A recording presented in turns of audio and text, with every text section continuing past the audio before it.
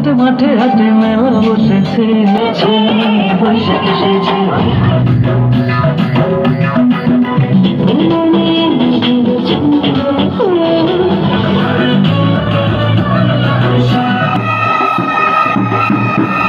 আয়োজন খেলাঘর সবসময় করে, কিন্তু এবারে আয়োজনটা আবার অন্য অন্য সময়ের চেয়ে একটু মানে আড়ম্বরপূর্ণ, মানে অনুষ্ঠান ভালো লাগছে।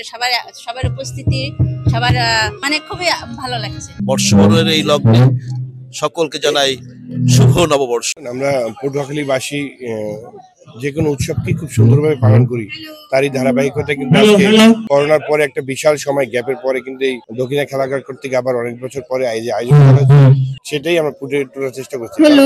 পটুয়াখালী শহরকেও সাজানোর চেষ্টা করেছি। পয়লা বৈশাখের উদযাপনের যে মাত্রা, সেটি দিন দিন কিন্তু পরিধি বাড়ছে। আমরা আজ যেখানে দেখছি দক্ষিণা খেলাঘর আসর, তারা দীর্ঘ এক দশকেরও বেশি সময়, প্রায় 2 দশক যাবতের বেশি সময় যাবত তারা এই আয়োজনটি করে যাচ্ছে। দীর্ঘ 35 বছর যাবত এই বাঙালির প্রাণের উৎসব বর্ষবরণ অনুষ্ঠান এটি করে আসছে। পটুয়াখালীর ঐতিহ্যবাহী শহীদ আলাউদ্দিন শিশু পার্কে আমরা খেলাঘর থেকে আমাদের শিশুদের পরিবেশনায় আমরা এই বর্ষবরণ অনুষ্ঠানটি করে যাচ্ছি।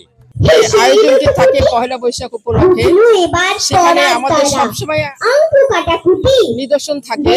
40% বেশি গ্লো, বিশ্বের 1 নম্বর গ্লো ক্রিম, নতুন গ্লো এন্ড লাভলি।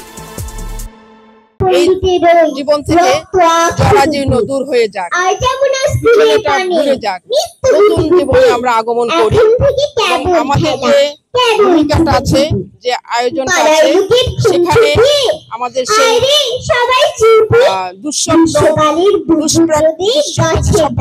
সেইগুলো যেন দূর হয়ে যায়, আমাদের সেই প্রত্যাশা। করোনার সময় আসলে আমরা সবাই গৃহবন্দী ছিলাম। এরপরে ধীরে ধীরে আমরা এখন আবার গা ঝাড়া দিয়ে আগের মতো আমরা পূর্ব চেহারায়, আমরা পূর্ব দস্তুর উদ্যমে আমরা নতুন করে আসলে এই বছরের এই আয়োজন আমরা সফল করছি। এখানে শিশু কিশোরদের অংশগ্রহণের চমৎকার এই পরিবেশনা সবাইকে মুগ্ধ করে। আগামীতেও দক্ষিণা খেলাঘর আসরে এ ধরনের আয়োজন অব্যাহত থাকবে বলে আমরা প্রত্যাশা করি। পটুয়াখালীর দক্ষিণা খেলাঘর আয়োজিত বর্ষবরণ অনুষ্ঠান আমরা এখানে সকলে উপস্থিত হয়েছি। আমি মনে করি যে বর্ষবরণ একসময় রাজা বাদশাহদের আঙিনায় তৈরি হয়েছিল, একটা উৎসবে পরিণত হয়েছে। এবং এই উৎসবে সকলের মধ্যে যে প্রাণের মিলনের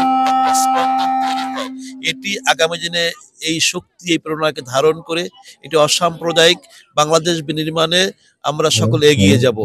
এই বর্ষবরণ অনুষ্ঠানের মধ্য দিয়ে আমরা আমাদের শিশুদেরকে আমরা চেষ্টা করি তাদের বাঙালি সংস্কৃতির সাথে যুক্ত করা এবং বাঙালি সংস্কৃতির সাথে চর্চার মধ্য দিয়ে যাতে তারা বেড়ে উঠতে পারে, সেই প্রচেষ্টার কারণেই আমরা এই বাংলা নববর্ষ, এই বর্ষবরণ অনুষ্ঠানটি আমরা খুব বড় করে দীর্ঘকাল ধরে আমরা করে আসছি।